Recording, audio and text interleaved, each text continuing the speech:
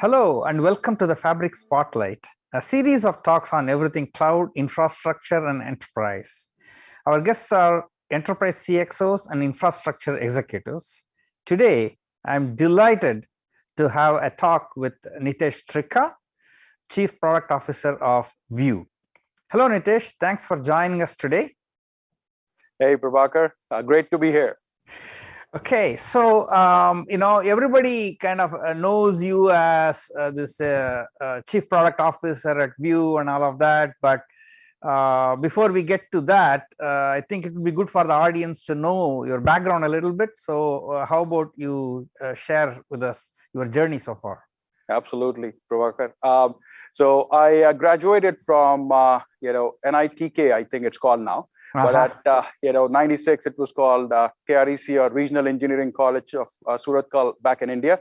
Did my computer science there, graduated in 96, started in Wipro as part of their product division in the telecom sector in Wipro.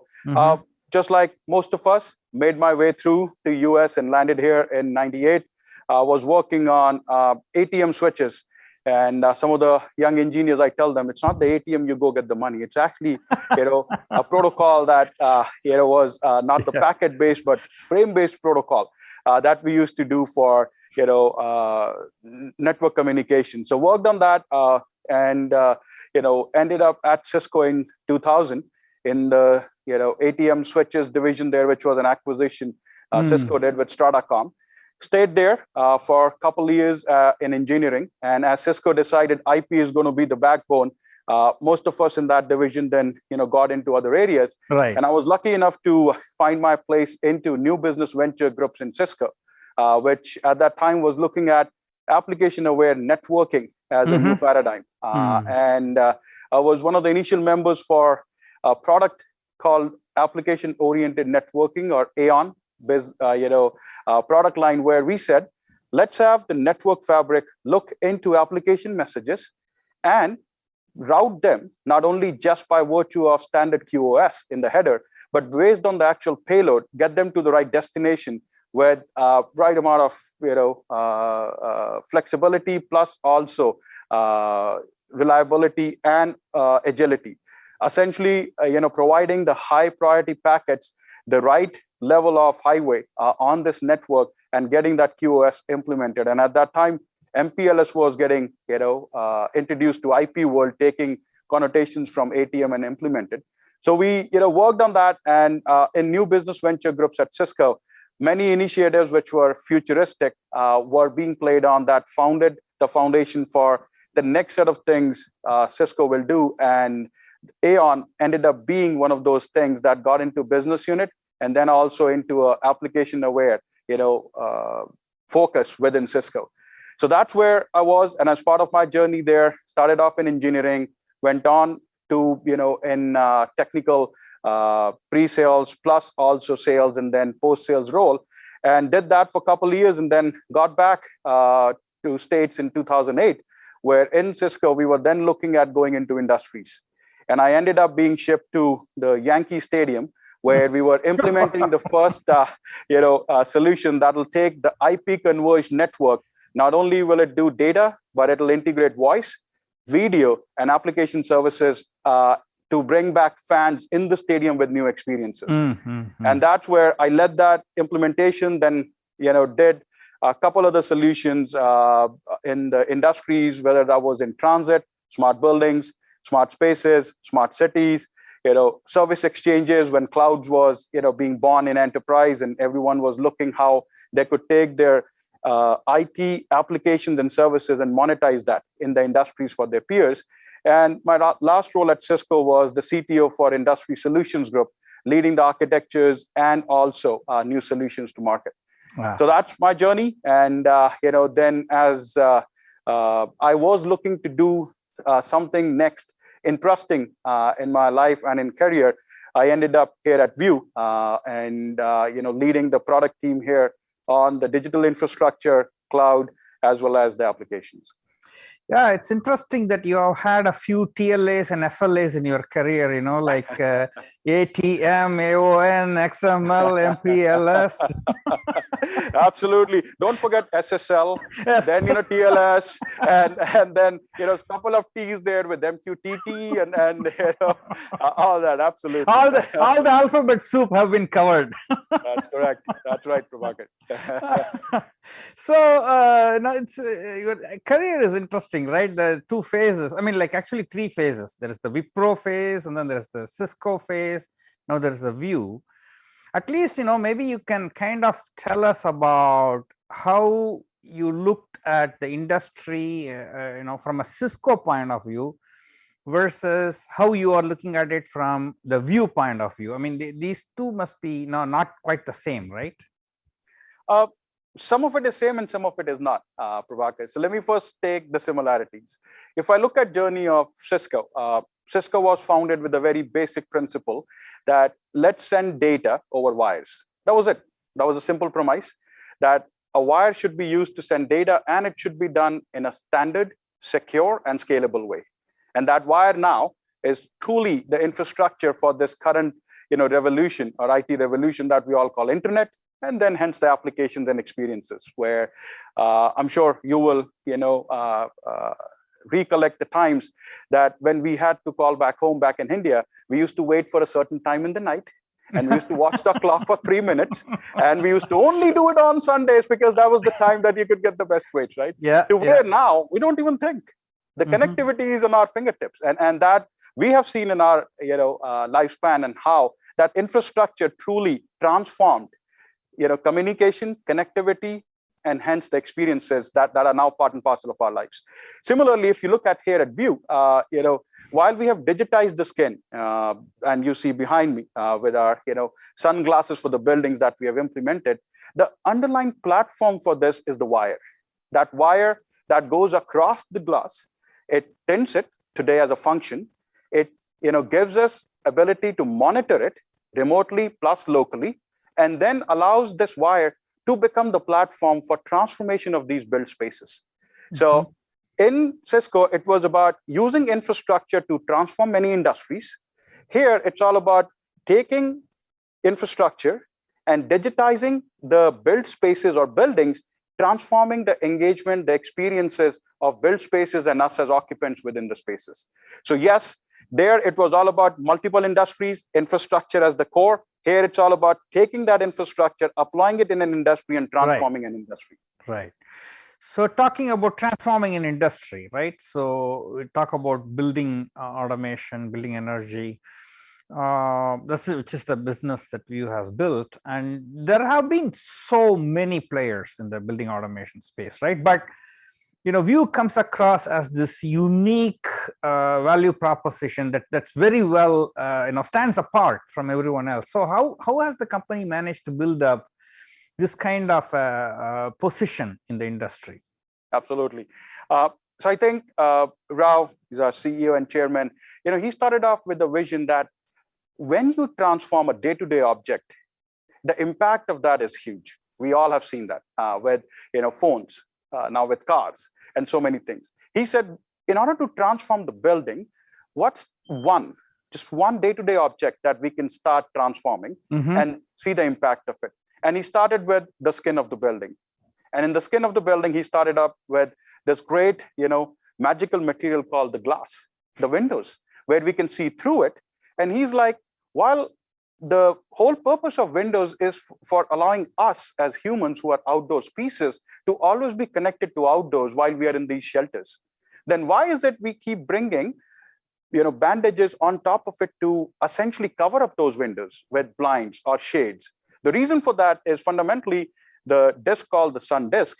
When it's directly on that window, it is it gives us glare, so our eyes basically squint, and it gives us thermal discomfort. So he said, well, we have sunglasses on our eyes that can programmatically just change the color and give us the protection from the glare of the sun. Why can't we do it on these windows right on the skin of the building? That was the foundation. It was a very hard material science problem. Yes, the technology existed. We have all seen now it being used in other industries like the rear view mirror of our cars, where you don't see those flaps we used to do before. Now it just changes color and we see that. And then on obviously 787s, Dreamliners, you just press, there is no more shades, it just gets there. But industrializing it for a size of 5 feet by 10 feet of, I call it a pixel perfect glass or a window that has to be on a building for 30 to 50 years was never done before. So he took a day-to-day object, looked at the problem statement, got material scientists plus technologists together along with industrialists, created all of us here as one unit that just went on the mission. We will make spaces healthier and more productive for us as occupants, and hence the skin of the building is what we own, and now we are transforming, starting with the skin. That's how he started, and now we are almost there to become mainstream, because everyone who stays, works, lives in a View building is not going back to the traditional buildings, because suddenly the experience of that is so differentiated. Similar to if you and I were to give a dial phone right now, I think both of us will struggle a bit. Our kids won't even figure out what to do with it, but both of us will be like, nah, we can't go back. So it's the same experience here. Yeah, you can't have a phone without a screen now. Yeah. There you go. Absolutely. So yeah, I think you are started with there, but I think you have set out a vision to go beyond that skin of the building and provide more extended and expanded value proposition. So what is the thesis around which you are building that out? Yeah, absolutely. As I said, the windows behind me, and we'll now zoom out a bit so that you can actually see the full windows behind me. These windows behind me, believe it or not, the sun is right here on the floor plate, and I'm still comfortable. They connect us to the outdoors, and also keeps us energized within the built spaces. The foundation of this is actually the wired network, where using a linear Ethernet protocol stack securely, we are connecting each of these windows to our base network, which is the foundation for these windows to speak to digital systems. That's where we create the digital twin of the building, and we operate these windows kind of like autonomously by using the sun positioning and the sensor data from our own sensors, looking at microclimates in and around the building. So as the sun moves around and the climate moves around, these windows, they change their shading or gradient and goes to darker to light to always bring in the maximum sunlight and also protect us from the glare or the thermal discomfort of the sun. Just like I said on Cisco, using that wire as the platform, we now see the kind of applications which are coming in. We are now utilizing that network that we put in for our Windows to Tint as the core platform, where these spaces that we built with so much of care will have human-like senses. They will see us, they will speak to us, they will hear us, they will interact with us just like we interact with each other. And all we have to do is just come to the space itself and hello, Nitesh Trikha. Welcome to View into the Future, setting the lab environment to your comfort zone. So no more of, hey, can you do this? Can you do that? That's just, I call it point one, interaction of technology with natural human behaviors. No more of learning of technology by virtue of specialized skills. It'll be just part of our normal interaction in a space. Not only is it going to be interacting with us, today we carry applications in our pockets. Yeah. We carry them in our desktops. Now we just have to be in a space. And in that space itself, those applications will come in, and the environment of the lab is safe and healthy. Not only is it going to keep the environment for our health and wellness, but more importantly, all those applications that we carry in our pockets will get to these spaces as we walk around them, because these spaces are now truly the edge cloud. And that cloud will know we are here for a certain purpose, and we need to interact. For example, I just need to get my Uber because I just need to head to the airport, or I just need to go make my next visit. The space will go ahead, make that happen for me. Nitesh, your Uber will be in front of the lobby in 5 minutes. Please make your way to the lobby. Not only that, Prabakar, we all are, as I said, we humans are outdoor species. We build these shelters to protect ourselves from elements, yet we all crave for outdoor spaces. Whether That's that hike we all do, or our places for vacation where we go for beaches. These spaces will bring and transport us to those locations right here where we are. We don't have to be there, so that it can keep us calm and connected to those spaces. Nice.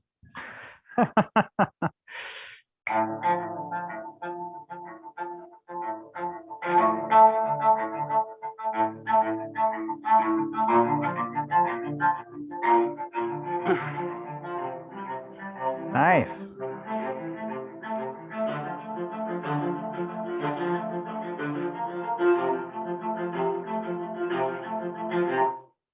So these are some of those experiences which will be in the built spaces, where the spaces will connect to us. So far, we have done what I call computing or device to human interface. We will now create the next generation building to human interfaces, where it'll be more natural and it'll be more engaging than what we have experienced to date. All built on that same foundational platform that powers the digital skin today, that will now power the entire building, will know us intuitively, and will know what's best for us in that space and bring that to us. All right. I think I would want to build my home with this technology. Yeah, thanks for that great trip around the world. It was quite an experience. So, you have we had some discussions with you, and we closely collaborate with entrepreneurs in cloud and IoT space, and we had discussed some kind of collaborations with Fabric and Portfolio. Can you expand and say a few words about what you are thinking about? Absolutely.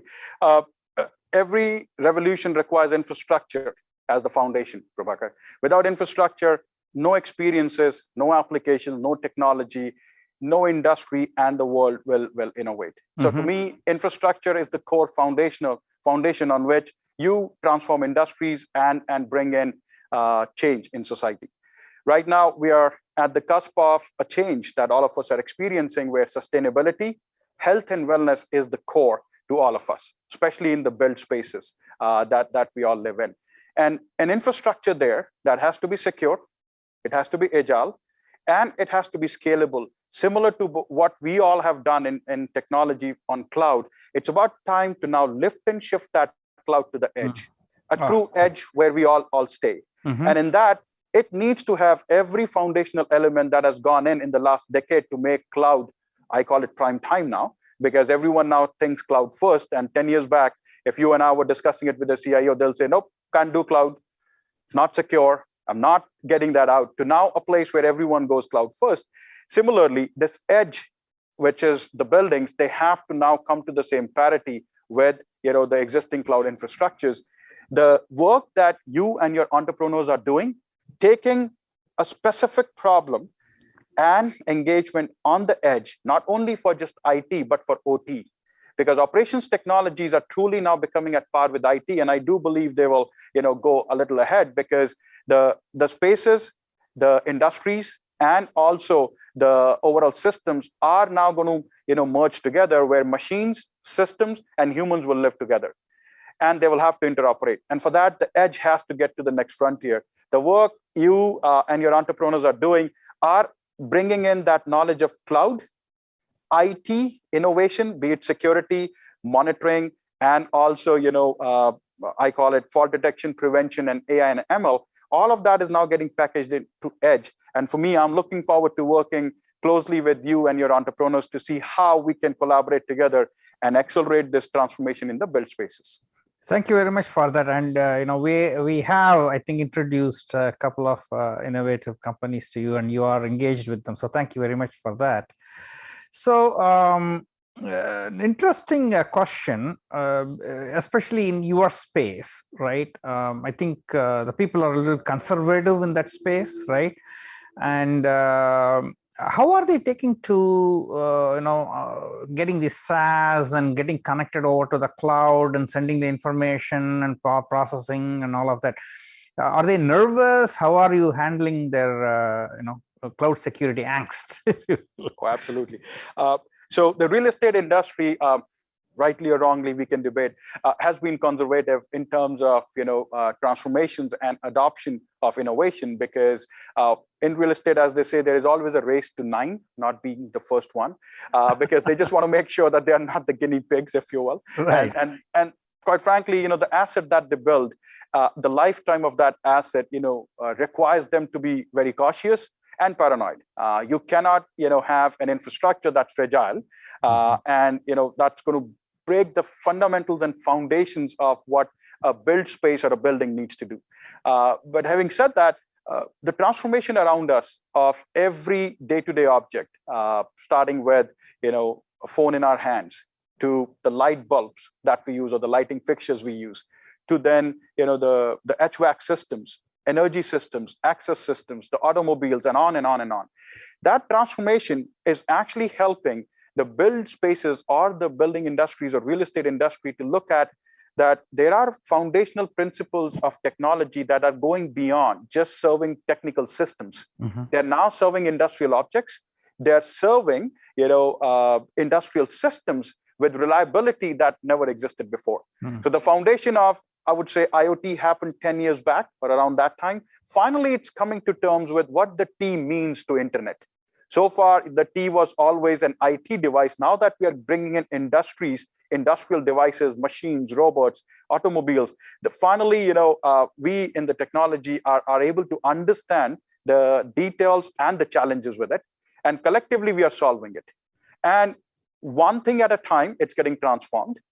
The industry is seeing that transformation. And more importantly, us and our future generations are demanding it for the build spaces. They expect it to be like that. For example, as going back to the phone analogy, if you and I handed over a phone without a screen to our kids, they'll go like, can't do anything with it. I think going forward, it's going to be the same with the automobile, that if it doesn't drive on its own and at least takes care of its own, our kids are going to struggle. Just like what happened to horse riding, it's a recreational sport, whereas it used to be a life skill. So those are the things that future generations are demanding. And these spaces that we all live, work, play, and learn, they would demand this transformation. And the entire pandemic has actually accelerated the adoption of digital transformation because the expectation of a build space has changed. So from paranoia, from cautiousness that they had, they are now leaning forward and are looking at how do they make these spaces more sustainable, greener, and engaging with new technology-first approach that's future-ready. And yes, we have a responsibility as a provider of this technology to make it secure, make it reliable, and scalable so that they don't have to worry about it. And that's what makes it exciting. And I think we are now seeing the convergence of societal transformations and technology maturity at the right curve to get to a transformation that would have taken a decade, but I now see it taking only a year or two because of the new world that we all are living in. That's a good explanation of what's going on in that space with the adoption of new technologies. Thank you for that.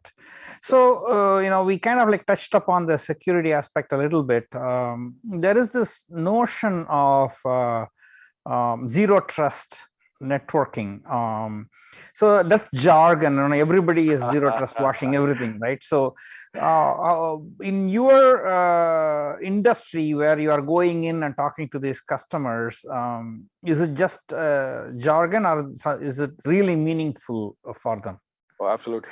I mean, trust but verify. The entire construction industry always works on that, Prabakar. They have to do it to ensure that it's compliant, it's reliable, and it is going to truly last for the duration that it's been promised for. So zero trust security in the OT world, or operations technology, especially in the real estate world, is a must-have, because the number of systems, devices, the interconnection of those to make an actual call out to ensure that you can serve the occupant, plus also keep the building needs as well, in your perspective or context as you're making that decision. That's a must-have. It's not a nice to have.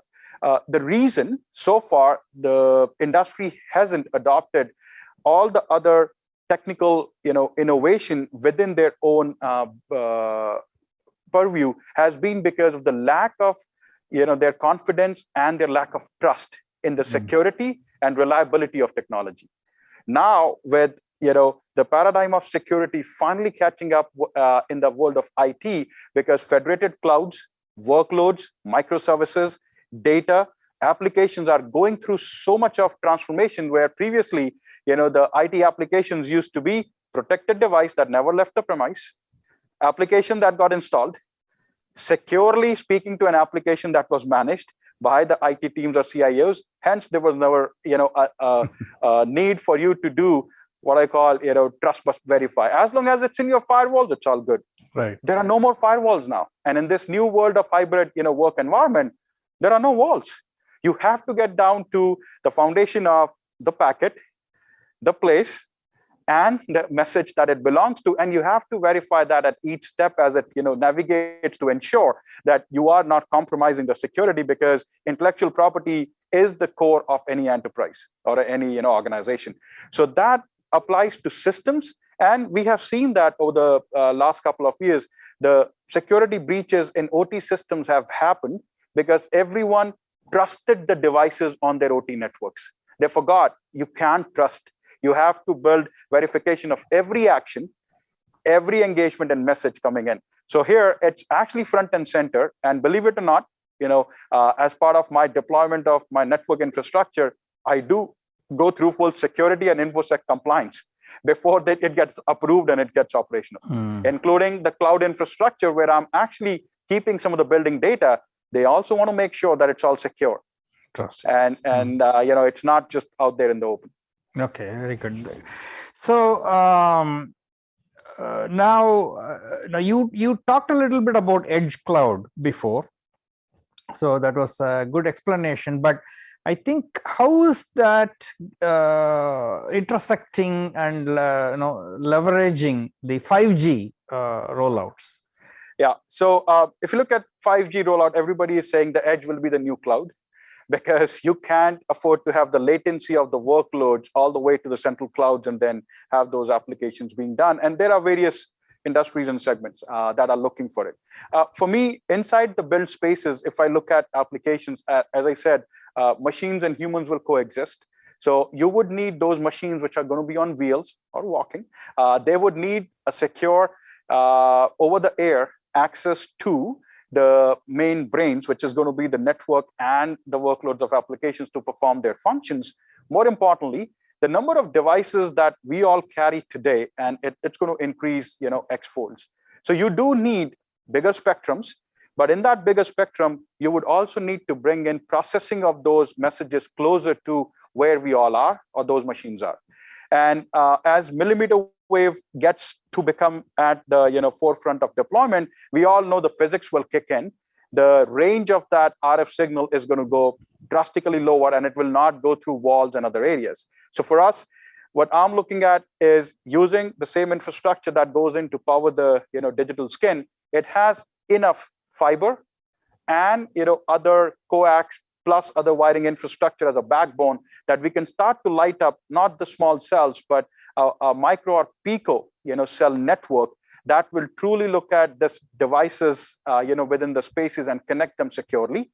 And then each of the closets that we have that are hosting our compute infrastructure will become the edge cloud, which will work with the core backend clouds to bring in those application workloads and also connectivity of the data seamlessly for experiences that will need to be delivered. And if I take one device, it's going to be the smart glasses that we are now seeing innovation happening that will require displays to become a lot more powerful and also in terms of their data rate to have those light rays being refreshed that closely. They'll need to be getting connected to a highway that needs to have broader spectrum and very low latency that is going to be exciting. That seems like there's a lot of opportunities to be had with the intersection of 5G. That's great. Oh yeah, to me it's like 25 years back Wi-Fi and 5G now. Excellent. I couldn't be more excited about it. Very nice, very nice. So I think kind of shift gears. We are kind of like getting to the home stretch here. You have had your journey, with Cisco view. So and you have seen various entrepreneurs and startups along the way, and you also talked about a little bit earlier in this conversation. So what advice would you give for entrepreneurs on how they should approach business, approach working with companies like Cisco, View, etc.? Yeah. I think first of all, I have great respect for entrepreneurs because they're passionate about a mission and they do the plunge. And I think I do know at the back of their mind, they know when they do the plunge, the journey is going to be longer than they're anticipating. Challenges are going to be way more than what they're anticipating. But the excitement of that, they're ready to embrace and run through each iteration, each turn at a time till you achieve your mission. So to me, first of all, hats off to those entrepreneurs. I wish them well. The entire innovation is pivoted around them taking this plunge. The advice that I can give based on my experiences, for me, each of the time that I did not achieve the outcome that I set out for, and every time I was able to achieve the outcome that I set out for, has always been staying connected to the product, because that product tells you intuitively how your customers or your users are feeling about the actual mission that you set out for. And every time I turned my head away from the product and then went out to analysis, paralysis, and other things, I ignored the voice of the product, and that's when I failed to deliver on the outcome that I set out for. A product is truly implementation of the mission and the journey that you're going after, and the product will tell you whether it is accomplishing that or not. Every challenge that comes in the way is an exciting thing to solve as an engineer. So keep at it. Don't ever give up. And the product will tell you when to pivot. It will tell you what's working, what's not. As long as you stay true to the product, stay connected to the product, it will connect you to the mission, the vision, and the culture that you want to build. That's what I will just give them as one advice. Spoken like a true chief product officer of View. I'm a product guy. Great insights, Nitesh. Thank you very much for sharing and spending this time with us. Thank you very much. Absolutely, Prabakar. It was great to be here, and thanks for having me here. Great. Thanks everyone for watching. We'll bring another episode of Spotlight later. Bye.